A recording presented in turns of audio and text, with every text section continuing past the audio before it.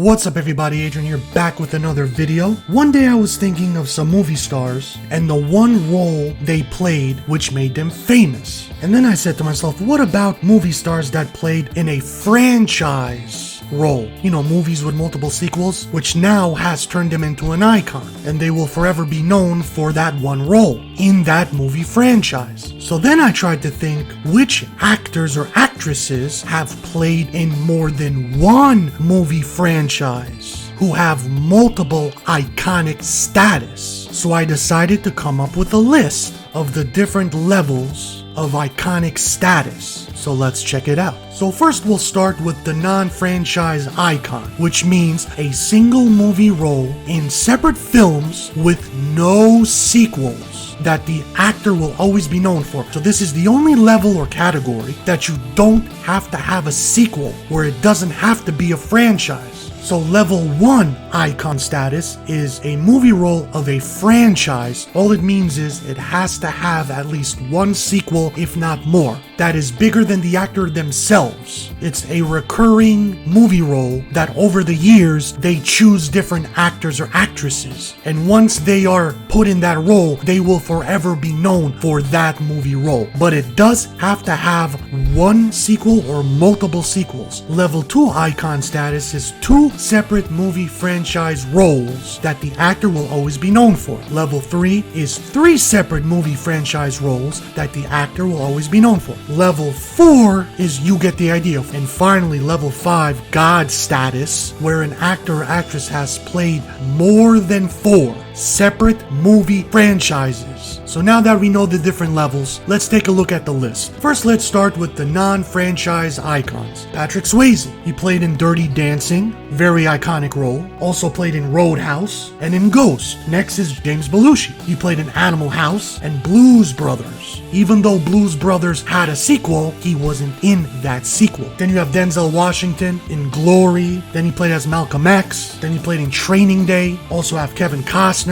that I had to put on the list. He played in Dances with Wolves, Field of Dreams, The Untouchables, and even Waterworld. Even though it's an infamous movie, he will forever be known for that infamous role. You also have obviously Al Pacino in The Godfather, Scarface, Serpico, even Scent of a Woman, which he won an Oscar. And then you have Robert De Niro, Raging Bull, The Godfather 2, Goodfellas, Taxi Driver. You can even throw in there Casino. And I'm sure I missed a lot of actors and actresses. You can just let me know in the comments which ones I should have put on the list. Now we get to level 1, where I mentioned that sometimes the movie franchise is bigger than the actor or actress themselves. For example, Jesus. Whoever plays Jesus will forever be known for that role. You had Jim Caviezel, also had Robert Powell play Jesus, William Dafoe, and even Jeffrey Hunter from the movie King of Kings, which is my favorite Jesus movie. Another iconic movie role is Superman. You got Christopher Reeves, who will always be known for that role, Henry Cavill, George Reeves, Dean Cain, and even Brendan Roth, because after that, he didn't really do much, but you always remember him playing Superman, even though most try to forget. Same with Batman. Michael Keaton will forever be known as Batman, even though you could lump him in there with his iconic role of Beetlejuice, but it never had a sequel. Also Val Kilmer Batman, George Clooney Batman, and even Christian Bale as Batman. Same with James Bond. Whoever gets picked to play James Bond will forever be known as James Bond. You got Sean Connery, Pierce Brosnan, Daniel Craig. You can even throw in there the Joker. Jared Leto as the Joker, Jack Nicholson, which is still his most iconic role. Joaquin Phoenix just recently, and of course Heath Ledger, who is a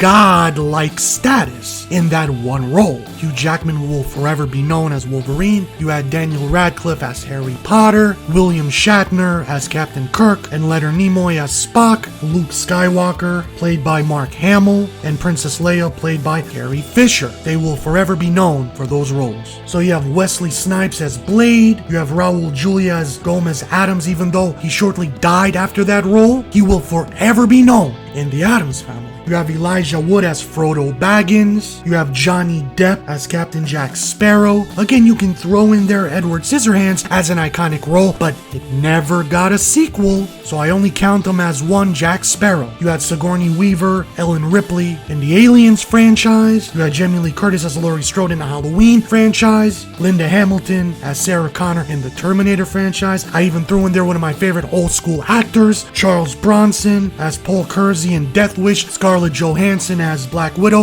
You have Lawrence Fishburne as Morpheus. You had Kurt Russell as Snake Plissken in Escape from New York, and Escape from LA, and Escape from wherever else. And of course, Anthony Hopkins as Hannibal Lecter. Now we get to level 2 icon status, which is a little bit harder to think of.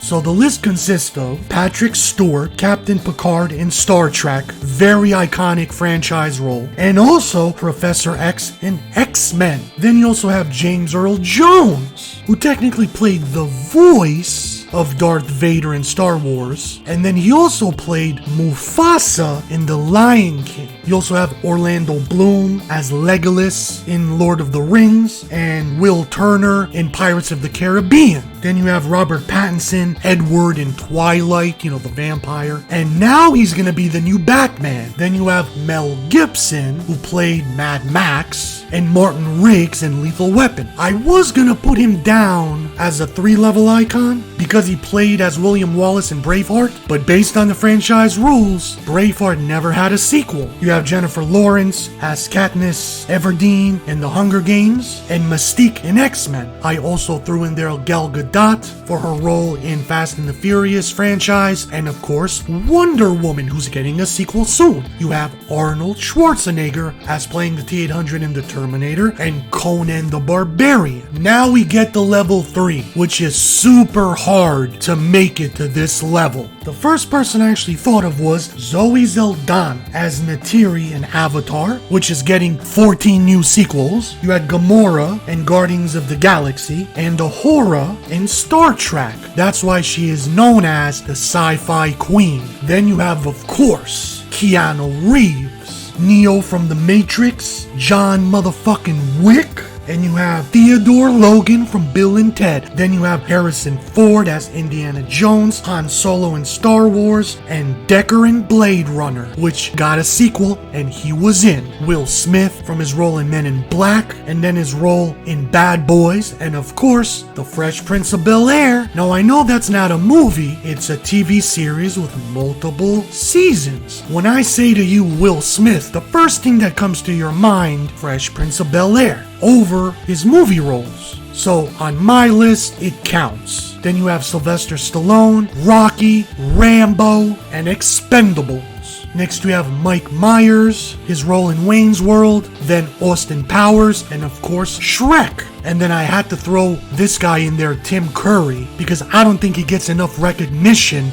for the roles that he plays because they're usually makeup and mask that cover his face. But he's such a great actor that you can see his facial expressions through the prosthetics. So his role as It, his role in the Rocky Horror Picture Show, and of course, Darkness in the movie Legend. Next on the list, believe it or not, is Vin Diesel for his role in the Fast and the Furious franchise, the Riddick movies, his role as Groot in Guardians of the Galaxy. Finally, on the level 3 icon status, Tom Cruise, known for his roles in Mission Impossible, Maverick, Top Gun, which is coming out with a sequel, and of course Jack Reacher. So now we're gonna get to the level 4 icon, and I racked my brain for days to think of someone that could make it on the list, and I finally thought of the person. Level 4 icon, believe it or not, Chris Pratt, for his role in the TV show Parks and Rec as Andy, and in his role as Star-Lord in Guardians of the Galaxy, as Owen in Jurassic World, which is getting more sequels, and of course, Emmett Brakowski in the Lego Movie. If you can think of someone else that deserves to be a level 4 icon that I didn't put on the list, then please let me know, because I'm curious too.